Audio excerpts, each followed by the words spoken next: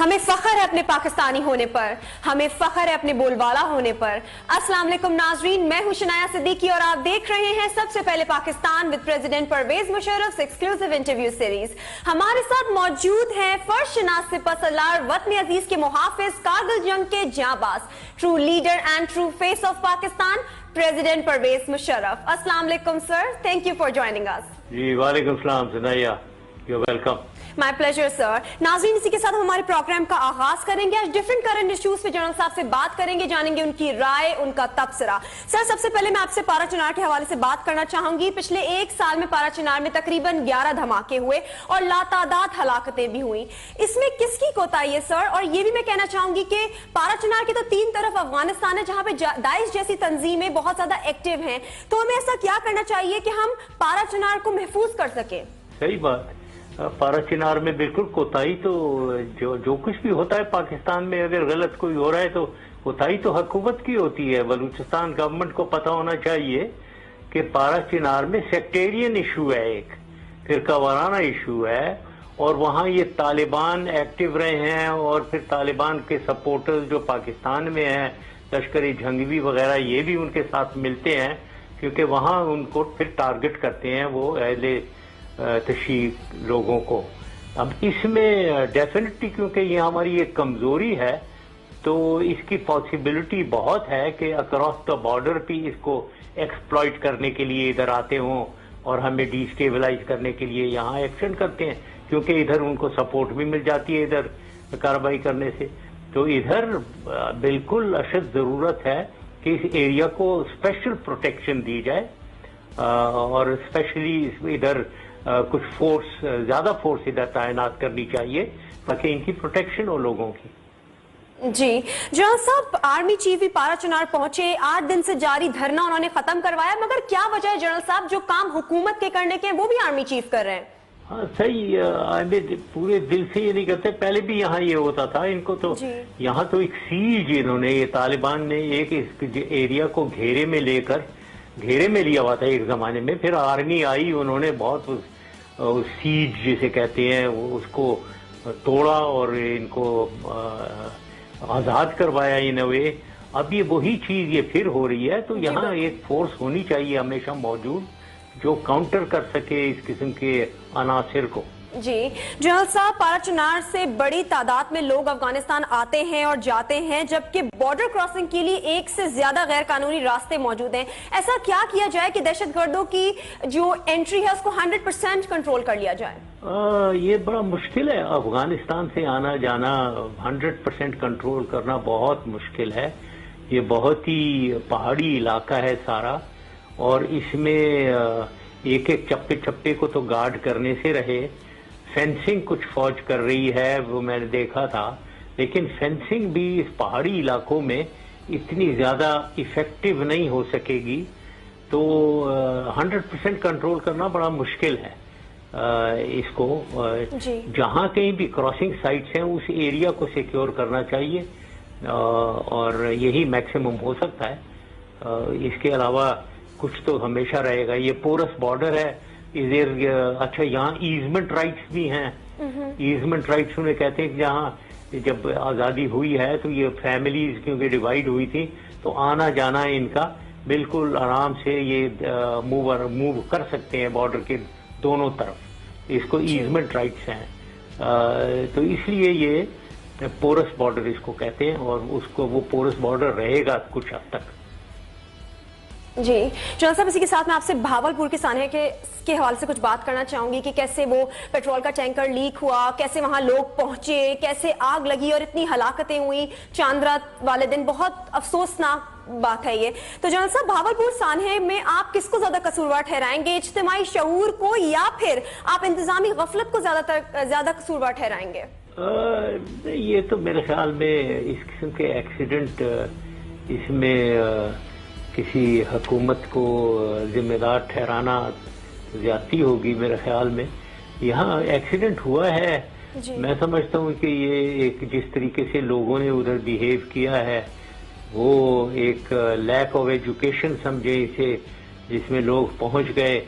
دوسرا، اگر حکومت کو ذمہ دار ٹھہرانا ہے ان کو، تو یہ غربت غربت جو ہے اس کے لیے ٹھہرانا چاہیے. اتنی غربت ہے, لوگوں نے دیکھا پیٹرول بہ رہا ہے تو اس کو جمع کریں, کچھ اپنی موٹر سائیکلوں میں ڈال لیں, کچھ مفت کا پیٹرول مل رہا ہے. تو وہاں پہنچ گئے بیچارے سارے. اوپر سے وہاں وہ مسجد کے مولانا صاحب نے یہ اعلان کر دیا کہ جاؤ بھائی وہاں پیٹرول بہ رہا ہے تو ادھر لینا شروع, جا کر وہاں لوٹ مچانے لگے. اور اب ادھر بیچ میں یہ آگ کیسے لگی اس کا بھی مجھے نہیں معلوم ہے, علم نہیں ہے مجھے. ضرور کوئی جہالت کسی نے دکھائی ہوگی کہ کسی نے سگریٹی شاید لگا دی ہو وداؤٹ ریئلائزنگ کہ کیا ہو سکتا ہے, اور وہ ہوا. لیکن اس کی زیادہ خراب ایک یہ بھی ہے کہ مجھے ریسنٹلی کسی نے واٹس ایپ بھیجا کہ ریسنٹلی ایک اور ٹرک میں وہاں الٹا ہوا تھا تھوڑا, اور وہاں سے پیٹرول نکل رہا تھا اور لوگ اسی طریقے سے بوتل سے بھر رہے تھے ادھر جا کر. مطلب عوام بھی ہماری بیچاری کیا کرے, یہ غربت کا شکار ہے. تھوڑا بہت جہاں سے مفت کی کوئی چیز مل رہی ہوتی ہے تو بھاگ کر پہنچ جاتے ہیں کچھ اپنا فائدہ کروانے کے لیے. تو اس حد تک میں حکومت کو ٹھہراؤں گا کہ کچھ کنڈیشن امپروو کرے عوام کی, عوام میں بہتری آئی, خوشحالی آئے, ایجوکیشن ہو, تاکہ وہ اس قسم کی چیزیں یہ جاہلانہ حرکات سے بچ سکیں. جی سر, بالکل صحیح کہہ رہے ہیں کہ آپ ایک اور ٹینکر الٹا, پھر یہ بھی ہوا کہ کوئی سافٹ ڈرنک کا ٹینکر الٹا تھا, کوئی ٹرک, تو وہاں سے لوگوں نے کولڈ ڈرنکس اٹھانا شروع کر دی. بالکل یہ بات تو بالکل صحیح ہے سر. یہ ہوتا ہے, یہ لوٹ مار جہاں موقع ملے, غربت کی نشانی ہے یہ. ادھر لوگ آ جاتے ہیں کچھ اپنا فائدہ اٹھانے کے لیے, بدقسمتی ہماری. جی سر اب چلتے ہیں پاناما کیس کی ڈسکشن کے اوپر. پاناما کیس کی تحقیقات کی جی آئی ٹی کی مدت اب ختم ہو رہی ہے. جنرل صاحب آپ کو کیا لگتا ہے, کیا جی آئی ٹی نواز شریف کے خلاف کوئی ٹھوس ثبوت جمع کرنے میں کامیاب ہو جائے گی؟ میرے خیال میں تو ہو گئی ہوگی, بالکل ثبوت بھی ہو گئی, اور انہوں نے وہ جو منی ٹریل ہے اس کا ثبوت تو انہوں نے پیش کرنا تھا نا. انہوں نے کچھ بھی نہیں پیش کیا, وہ جسٹیفائی نہیں کر سکے ہیں میرے خیال میں.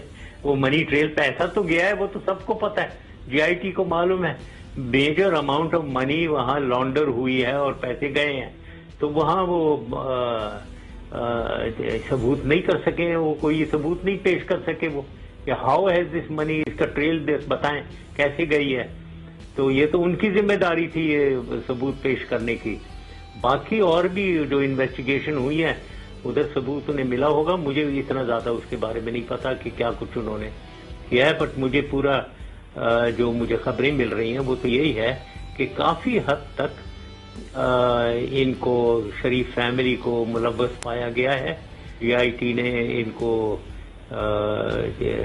ملوث پایا ہے. تو امید یہی ہے کہ کچھ ان کے خلاف ہی کوئی ورڈکٹ آئے گا. جی جنرل صاحب, جی آئی ٹی نے اب مریم نواز کو بھی پیش ہونے کا آرڈر دے دیا, جو کہ وہ 5 جولائی کو وہ پیش ہونے لگی ہیں, جن کے بارے میں ہم سب کو ہی پتا ہے کہ مریم نواز جو ہے وہ نون لیگ کی دکھتی رہ گئے. کیا کہنا چاہیں گے آپ اس بارے میں؟ ہاں, پیش ہونا چاہیے جی انہیں. وہ بھی بولتی رہی ہیں بہت زیادہ, اور بھائی کچھ کہہ رہا ہے, بہن کچھ اور کہہ رہی ہے. ایک مذاق بنا ہوا تھا. یعنی ہر یہ فیملی کے 4 جو امیڈیٹ لوگ ہیں, نواز شریف صاحب اور ان کے 3 بچے, یہ سب الگ الگ باتیں کر رہے تھے. تو اس کا جائیں اور بتائیں.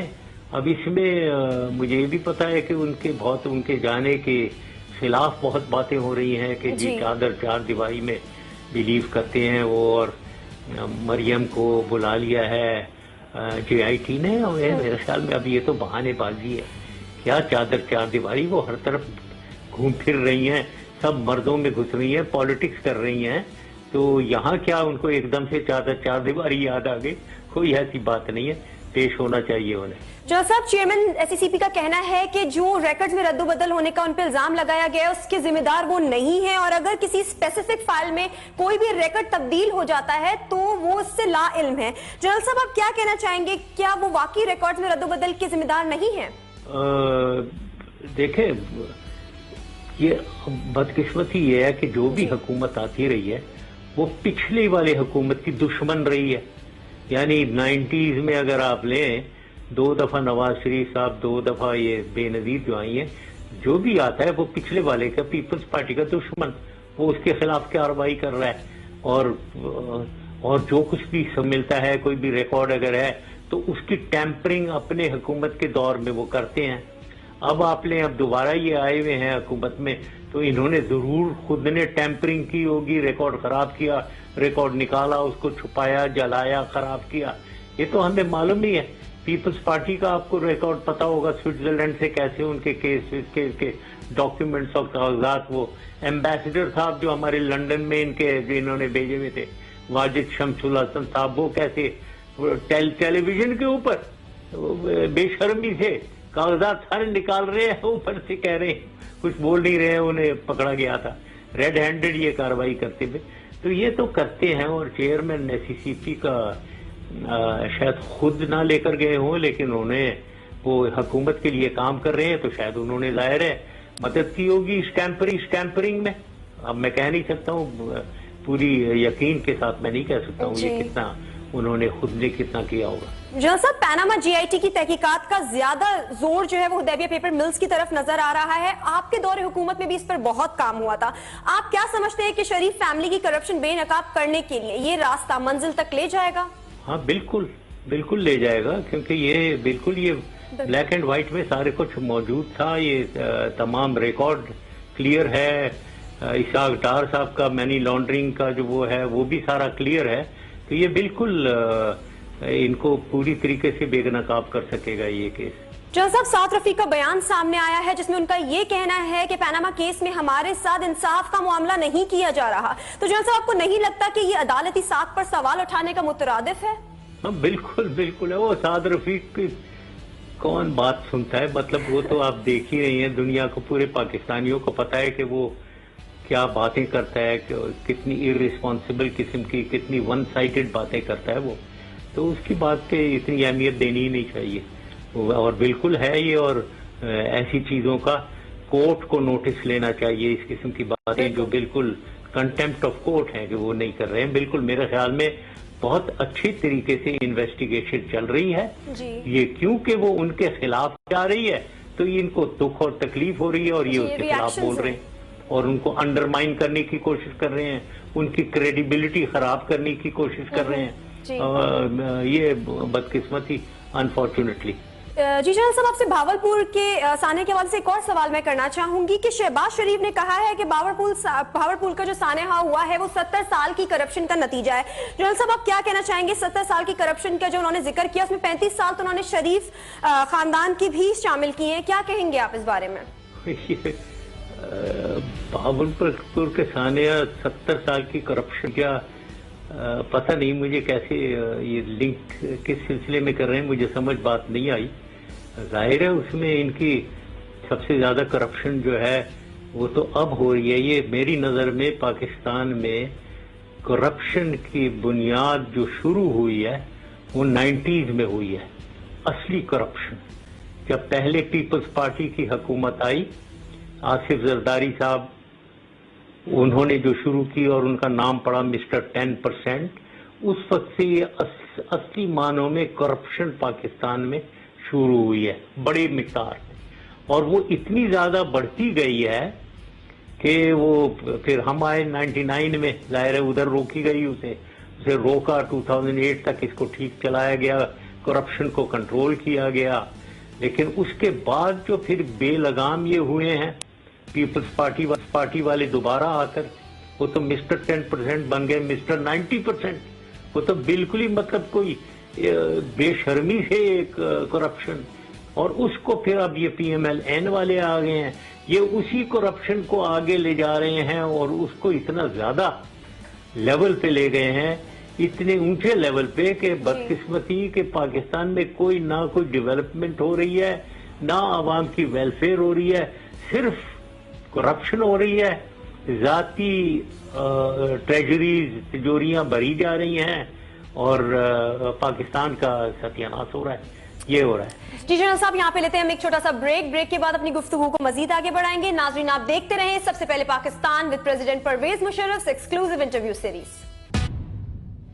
جی ناظرین, بریک کے بعد ایک بار پھر آپ کو ویلکم بیک کہیں گے. جی جنرل صاحب, اب میں آپ سے کچھ بات کرنا چاہوں گی. میں مودی اور ٹرمپ کی ملاقات کے حوالے سے, مودی اور ٹرمپ کا گٹھ جوڑ پاکستان کے خلاف متحرک ہو گیا ہے. آپ کو کیا لگتا ہے یہ گٹھ جوڑ پاکستان کے لیے کتنا خطرناک ہے؟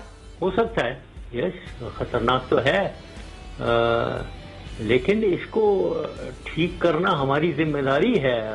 ہم لوگ کچھ بھی نہیں کر رہے ہیں. مطلب مجھے تو حیرانگی ہے کہ ہم امریکہ کے ساتھ جو ہمارے تعلقات ہیں وہ بگڑے ہوئے ہیں جی، اس کے بارے میں ہم کچھ بھی نہیں کر رہے ہیں. اور ہمارے سعودی عرب اور یو اے ای کے ساتھ بھی بگڑے ہوئے ہیں. ہم کچھ کر ہی نہیں رہے ہیں. مطلب ایسے لگ رہا ہے کہ فورن آفس ہمارا ہے ہی نہیں، غیر حاضر، بالکل غیر حاضر ہے. اب امریکہ میں کتنی دفعہ، 1000 دفعہ میں نے انٹرویوز میں کہا ہے کہ ایک نیا پریزیڈنٹ ادھر آیا ہے، جی، اس پریزیڈنٹ کو کوئی خاص علاقے کا کشمیر ایشوز، افغانستان، طالبان، القاعدہ، اس کے بارے میں اتنا زیادہ ان کو خبر نہیں ہے. تو ادھر جا کر ان کو انگیج کر کے اپنا موقف بتایا جائے، ان کو اپنے موقف کی طرف لایا جائے. یہ آئیڈیل ایک سچویشن ہے، ایک موقع ہے، لیکن اسے کیا جائے نا. کوئی بھی نہیں گیا، نہ ملے ادھر جا کر. ان کے پرابلم، ان کی جو شکایات ہیں ہمارے خلاف، ان کو ایڈریس کریں. اپنی شکایات جو ان کے خلاف ہیں وہ ان کو بتایا جائے کلیئرلی. اور جو پھر ہندوستان جو کچھ یہاں پاکستان کے ساتھ کر رہا ہے اس کے بارے میں کلیئرلی بتایا جائے انہیں کہ ہمارے ساتھ کیا کچھ ہو رہا ہے، ہم نے کیا کچھ سہا ہے ان پچھلے 30 سالوں میں، اور اب ہمارے ساتھ کیا. یہ بتانے سے تعلق رکھتا ہے نا، کنونس کرنے سے تعلق رکھتا ہے. یہ ڈپلومیسی از نتھنگ بٹ جائیں، ملیں، اپنے موقف کو پیش کریں، اس کی طرف لوگوں کا دھیان لے کر آئیں. اگر آپ نے بولنا ہی نہیں ہے تو دوسری سائڈ جا کر پوری طریقے سے ان کے دماغ کو اور زیادہ پولیوٹ کر رہی ہے. تو وہ اب کیا کریں یہاں. اس کو یہاں تو فارن پالیسی کوئی نہیں ہے، کچھ ہو ہی نہیں رہا ہے یہاں. جی بالکل ٹھیک کہہ رہے ہیں جنرل صاحب. آپ جنرل صاحب، مودی کو امریکہ میں بہت زیادہ پروٹوکول ملا، اسلحے کی بڑی بڑی ڈیلز بھی ہوئی. آپ کو کیا لگتا ہے کہ جنوبی ایشیا میں طاقت کا توازن بری طرح سے تبدیل ہو رہا ہے؟ ہاں صحیح بات ہے. دیکھیں ایک ان کی اسٹریٹجک ریلیشن شپ ہے، اس کو سمجھنا چاہیے ہمیں. بالکل. انڈیا، یہ مودی تو وہی ہیں جو جن کو ویزا انہوں نے منع کیا، ریفیوز کیا ہوا تھا. ان کو ٹیررسٹ ڈکلیئر کیا ہوا تھا یہ مودی صاحب کو. اب وہ پرائم منسٹر بن گئے ہیں، وہاں جا کر انہوں نے بغل گیر ہو رہے ہیں، جپی ڈال رہے ہیں ادھر پریزیڈنٹ ڈونلڈ ٹرمپ کو. وہ بھی حیران ہوا ہوگا کیونکہ جپی شپی ادھر کوئی نہیں ڈالتا ہے. بٹ اینی وے یہ گئے ہیں وہاں. اب ادھر جا کر ان کی ریلیشن شپ کا جہاں تک تعلق ہے، وہ دیکھیں ادھر ایک بہت اسٹریٹجک ان کی انڈرسٹینڈنگ، ان کی چائنا فیکٹر ادھر بہت امپورٹنٹ ہے. چائنا فیکٹر جو ہے وہ اس میں ہندوستان کے ساتھ وہ ان کے ویوز جو ہیں، اسٹریٹجک ویوز ایک ہی ہیں، انڈیا اور یونائٹڈ اسٹیٹس کا ویزاوی چائنا. تو اس لیے وہ گٹھ جوڑ ہے ان کا اس سلسلے میں. تو وہاں ان کو آؤ بگت ان کی ہو جاتی ہے پھر اس لیے. جی جان صاحب، کیا یہ تاثر ٹھیک ہے کہ سید صلاح الدین کو ایک عالمی دہشت گرد نامزد کرنے سے مقبوضہ کشمیر میں داعش کے لیے رستے کھل گئے ہیں؟ یہ سید صلاح الدین یہ وہ شخصیت ہیں جو فریڈم فائٹر ہیں. یہ تو وہاں سے کشمیر سے 90s میں آئے ہیں، جب یہ ہندوستانی فوج نے پہلی دفعہ ایک ادھر جو سویلین اپرائزنگ ہوئی تھی اس کو انہوں نے بہت سختی سے دبایا، مارا، کچلا اسے. تو وہ بھاگ کر پاکستان آئے. یہ کشمیر سے، ویلی سے جو لوگ ہیں ان کے، وہ بھاگ کر پاکستان آئے. اس زمانے کے یہ تو فریڈم فائٹر ہیں. یہاں ان کو آپ ٹیررسٹ ڈکلیئر کرنا، اب یہی تو بات ہے کہ پاکستان کا فیلئر ہے، یہ ہماری ڈپلومیسی کا فیلئر ہے. یہ ہندوستان تو ان کو ٹیررسٹ کہے گا، لیکن دنیا کو بتانا کہ بابا یہ ہندوستانی فوج جو جینوسائیڈ ادھر کر رہی ہے، ہزاروں لوگ زخمی ہو گئے ہیں اور کئی سو لوگ شہید ہو گئے ہیں، یہ پچھلے میں سال کی بات کر رہا ہوں، وہ ٹیررسٹ ہے یا یہ لوگ جو نہتے بیچارے لڑ رہے ہیں، اپنے آپ کو بچا رہے ہیں، اپنی آزادی مانگ رہے ہیں، جو یونائٹڈ نیشنز نے ان کو ایشور کیا ہوا ہے، یو این ریزولوشن میں ہے، وہ کہاں سے ٹیررسٹ ہو گئے؟ تو یہ الٹا ہی ایک حساب کتاب. لیکن اس کو یہ ڈپلومیسی کے ذریعے ہم بتائیں گے اور اس میں دنیا کو اپنی طرف لے کر آئیں گے، اپنے ویوز کی طرف، اور یونائٹڈ اسٹیٹس کو بھی یہ بات بتائیں گے کہ وہ ون سائیڈڈ ویو نہ لیں. اب ٹیررسٹ یہ ڈکلیئر ہندوستان کی باتیں، بھارت کی باتیں ماننا، یہ کہاں سے اسی سلسلے میں لشکر طیبہ کا بھی کہتا ہوں، ان کو ٹیررسٹ بنا دیا انہوں نے، صرف اس واسطے کہ وہاں ان کے سپورٹرز ہیں جو کشمیریوں کو کی مدد کے لیے جا کر ہندوستان کی فوج سے لڑنا چاہتے ہیں، اس لیے وہ ٹیررسٹ بن گئے. تو یہ تو اپنا وہ گیم کھیل رہے ہیں، ہمیں اسے کاؤنٹر کرنا ہے. جنرل صاحب، آپ کو کیا لگتا ہے کہ امریکہ نے ایک آزادی پسند اور ایک مقبوضہ کشمیر کے رہائشی کو اتنی جلدی کیوں کی اس کو ایک دہشت گرد نامزد کرنے میں؟ ہاں جی ہاں، جلدی بالکل. وہی بھی جیسے میں کہہ رہا ہوں کہ ہم کچھ کاؤنٹر کچھ کر نہیں سک رہے ہیں. تو ایک ون وے ٹریفک چل رہا ہے، ون سائیڈڈ، بھارت کے فیور میں ہر چیز چل رہی ہے، وہ چل رہا ہے.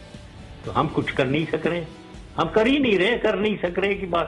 وہ پہلے وہ کوشش کرنے نا تو پھر ہی فیل ہو، ادھر تو کوشش ہی نہیں ہو، کچھ ہو ہی نہیں رہا، تو کیا کیا جائے. جی صحیح بات ہے. جنرل صاحب، ایسا نہیں لگتا کہ کہیں نہ کہیں امریکہ بھی بھارت کو بیک کر رہا ہے کشمیر پر ظلم کرنے کے لیے؟ نہیں، آئی ڈونٹ تھنک سو. کشمیریوں پہ ظلم امریکہ تو نہیں کرے گا، یہ تو ان کے موقف سے وہ ایگری کر لیتے ہیں. لیکن ڈائریکٹ انوالومنٹ ظاہر ہے امریکہ تو بالکل نہیں چاہے گا. میں آئی ایم ویری شیور کہ ادھر لوگوں کو پتہ ہی ہوگا کہ وہاں کتنا ظلم اور کتنا جینوسائیڈ ہو رہا ہے. امریکہ یہ جو بھارت کر رہا ہے کشمیر کے اندر، وہ انہیں معلوم ہوگا.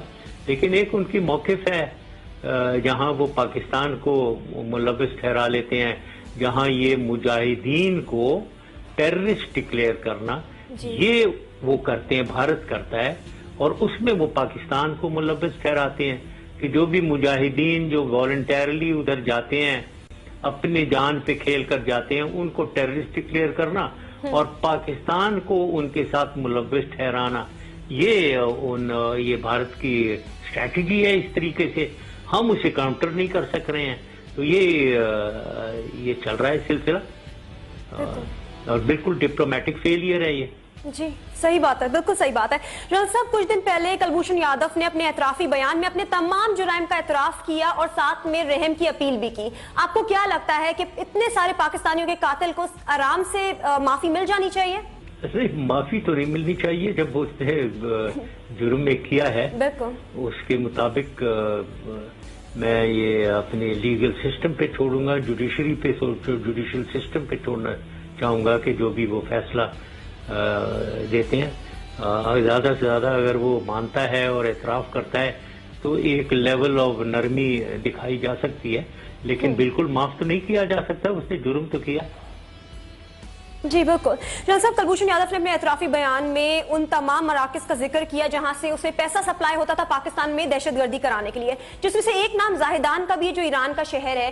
جنرل صاحب، کچھ دن پہلے ہم نے ایران کا ایک ڈرون بھی مار گرایا ہے. آپ کو کیا لگتا ہے کہ افغانستان کی طرح ایران بھی ہم سے جنگی کوئی انٹینشنز رکھ رہا ہے یا ایران کو ہم سے لڑوایا جا رہا ہے؟ یہ کمپلیکیٹڈ ایشو ہے. یہ شروع سے میں نے کئی دفعہ اپنے انٹرویوز میں بھی کہا ہے، یہ انڈیا کے کونسلیٹس جو ہیں، ایران میں زاہدان میں ان کا کونسلیٹ، اور افغانستان میں جلال آباد اور کندھار میں جو تو کونسلیٹ ہیں جو بالکل پاکستان کے بارڈر کے ساتھ ہیں. یہ وہاں ان کا کوئی کام نہیں ہے ان کونسلیٹس کا، ادر دین پاکستان کے اندرونی معاملے میں دخل دینا اور پاکستان کو ڈی اسٹیبلائز کرنا. یہ سلسلہ شروع سے چلا آ رہا ہے. ایران کے بھی زاہدان میں جو کونسلیٹ ہے وہ یہی کر رہا تھا. اب وہی یہ اس کا پروف ہے کہ یہ وہاں سے ہو رہا ہے.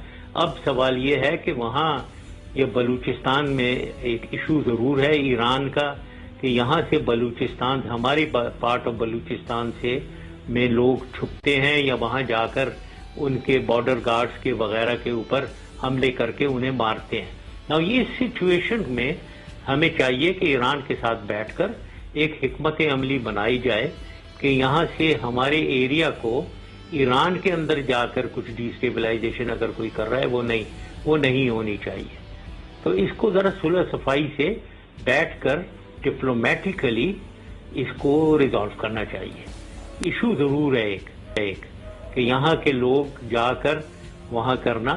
اور یہاں ایک یہ بھی بات بہت لوگ کہتے ہیں، ایک اسٹریٹجک ایشو یہ بھی ہے کہ یونائٹڈ اسٹیٹس بھی شاید ملوث ہو کر ایران میں ڈی اسٹیبلائزیشن کروا رہا ہے تھرو یہاں اس کو استعمال کر کے. تو یہ سارا ایک کمپلیکیٹڈ کھیل ہے جو ہاں افغانستان ملوث ہوتا ہے پاکستان کے خلاف، ایران کو ظاہر ہے امریکہ اور یہ خاص طور پہ جب سے پریزیڈنٹ ڈونلڈ ٹرمپ آئے ہیں ان کا ایٹیٹیوڈ ایران کے خلاف بالکل فرق ہے، پریزیڈنٹ اوباما کا بالکل ہی فرق تھا، تو یہ ایک تبدیلی آئی ہے. تو یہ اس ساری چیز میں ہمیں اس کو سمجھنا چاہیے پوری طریقے سے، اور ہمارا کام یہ ہے کہ ہم پاکستان کے موقف کو پوری طریقے سے سمجھ کر اور اپنی انٹرسٹ کو ہم پروموٹ کریں اور اپنے آپ کو نیگیٹو فال آؤٹ سے بچائیں. یہ ہے ڈپلومیسی.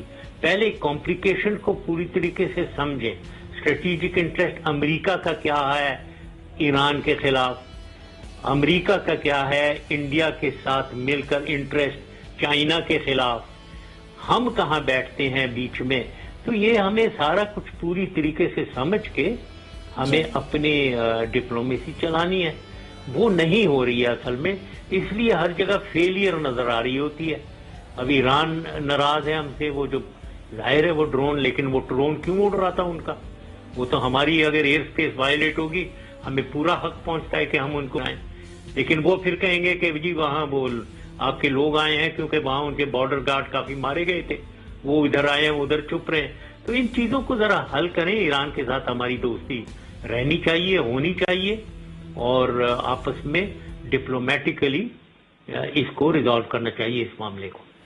جہاں صاحب، بھارت میں پاکستانی ہائی کمشنر باسط علی کا کہنا ہے کہ جب تک آئی سی جے یادو کو کوئی سزا نہیں سنا دیتی تب تک ہم کلبھوشن یادو کو پھانسی نہیں دے سکتے. جہاں صاحب، آپ کیا کہیں گے اس بارے میں؟ اگر آئی سی جے اس کیس کے لیے کئی سال اور کئی ماہ لیتی ہے تو کیا ہم تب تک انتظار کرتے رہیں گے؟ اس پہ میں سمجھوں گا، میں آئی لیو اٹ ٹو پاکستان کے کورٹس، سپریم کورٹ کو میں ان کے اوپر چھوڑتا ہوں منحصر کہ وہ کیا فیصلہ کرتے ہیں. لیکن آئی سی جے کو اس طریقے سے ڈائریکٹلی کسی ملک کے جوڈیشل سسٹم کے ساتھ کلیش نہیں لینا چاہیے. میرا نہیں خیال ہے کہ ایسا کہیں کسی اور ملک کے ساتھ کبھی ہوا ہے کہ ایک کورٹ نے فیصلہ کیا ہوا ہے، اب اس میں آئی سی جے پڑھ کے ہمیں ایک سٹے آرڈر پڑھا رہا ہے، بتا رہا ہے ہمارے کورٹ جوڈیشل سسٹم کے خلاف. پاکستان کے اندر پاکستان کا جوڈیشل سسٹم سپریم ہے، اس میں کوئی شک نہیں ہونا چاہیے، اور کوئی آؤٹ سائڈ انٹرفیئرنس نہیں ہو سکتی. اس میں تو مجھے کوئی شک نہیں. تو یہ بالکل غلط ہے کہ آئی سی جے ہمارے انٹرنل جوڈیشل سسٹم میں انٹرفیئر کرے. جنرل صاحب، حال ہی میں پاکستان نے ایران کا ایک ڈرون مار گرایا ہے، اور ہمارے سامنے خبر بھی آئی ہے کہ امریکہ کی نئی پالیسی کے مطابق امریکہ پاکستان میں ڈرون حملہ کر سکتا ہے. تو آپ کو کیا لگتا ہے جنرل صاحب، اگر امریکہ پاکستان کی حدود کی خلاف ورزی کرے گا تو پاکستان کو اس کا جواب کس طرح دینا چاہیے؟ بالکل ایئر وائلیشن ہے، اور وہ ایئر وائلیشن ہماری نہیں ہونی چاہیے. بالکل، یہ تو ہماری ساورنٹی وائلیٹ ہوتی ہے ڈرون سے، اور وہ نہیں ہونی چاہیے. اب اس میں اپنا موقف کلیئر ہے، ساورنٹی تو ہماری وائلیٹ ہوتی ہے. ایکشن کیا اس کے خلاف لینا چاہیے، یہ باتیں اتنی سمپل نہیں ہیں، بلیک اینڈ وائٹ میں نہیں ہو سکتی ہیں. افغانستان اور ایران الگ ہے، امریکہ الگ ہے، تو یہ چیزیں ذرا سوچ سمجھ کے ایکشن لیا جاتا ہے، کاؤنٹر ایکشن. جنرل صاحب، امریکن سپریم کورٹ نے مسلم ممالک پر سفری پابندی کا فیصلہ بحال کیا ہے. آپ کو کیا لگتا ہے اس سے امریکہ کے خلاف شدت پسندی اور نفرت نہیں بڑھ جائے گی؟ ہاں، صحیح بات ہے، بڑھے گی. پہلے ہی ہے بہت زیادہ اسلامی دنیا میں، اسلامی امہ میں. میرے خیال میں امریکہ کے خلاف بہت ہی فیلنگز جو ہیں ٹوٹلی امریکہ کے خلاف ہے، اور اس سے اور زیادہ بڑھے گی. صحیح بات ہے. جنرل صاحب، سعودی عرب میں شہزادہ نائف کو ہٹا کر شہزادہ محمد بن سلمان کو ولی عہد کر دیا گیا ہے. آپ اس بارے میں کیا کہنا چاہیں گے؟ شہزادہ محمد بن سلمان ویسے بھی یمن اور قطر کے معاملے میں کافی زیادہ فیمس ہوئے ہیں، آپ اس تبدیلی کو کس نظر سے دیکھتے ہیں؟ میں اس کے اوپر کامنٹ نہیں کرنا چاہوں گا. یہ ان کا انٹرنل میٹر ہے سعودی عرب کا، ان کی مونارکی کا ایک جو سسٹم ہے اس کا انٹرنل میٹر ہے. وہاں جو ادھر کا بادشاہ ہیں وہ سپریم ہے، ان کے آرڈرز، انہوں نے یہ تبدیلی لائے ہیں، تو میں اس کے اوپر کامنٹ نہیں کرنا چاہوں گا. جی، اور جنرل صاحب یہ بھی سب کے سامنے ہے بات کہ شہزادہ نائف کس طرح سے قطر ڈسپیوٹ پر مذاکرات کے حق میں تھے اور شہزادہ محمد بن سلمان نہیں ہیں. صحیح بات ہے. یہ بات یہاں بھی کہی جا رہی ہے. یہاں یو اے ای میں اور سعودی عرب میں اب جو لیڈرشپ ہے وہ قطر کے بہت اسٹرانگلی خلاف ہیں. یہ بات صحیح ہے.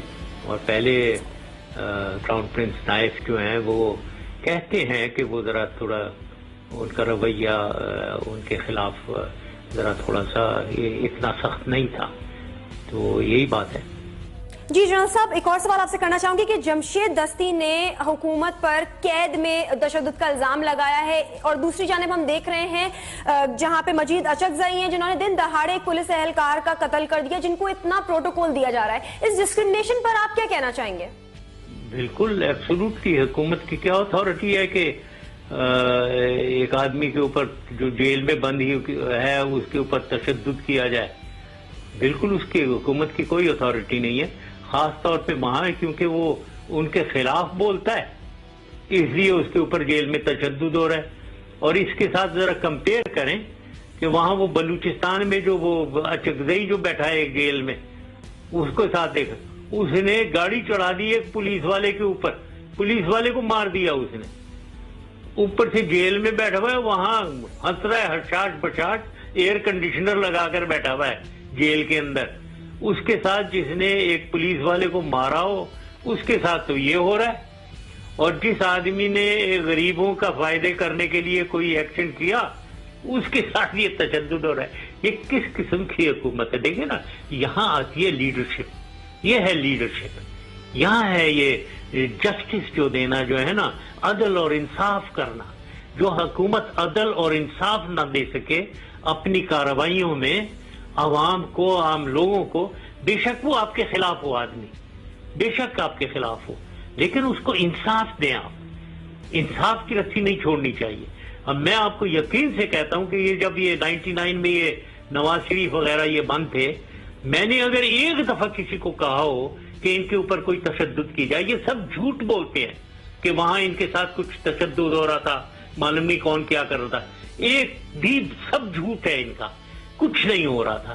یہ کرتے ہیں اس قسم کی، جیسے یہ جمشید دستی کے ساتھ انہوں نے کر رہے ہیں، یہ اس قسم کی باتیں کرتے ہیں، آدمی کو تنگ کرنا. وہ کہہ رہا ہے سنا ہے کوئی چوہے ہی چھوڑ رہے ہیں ادھر کوئی.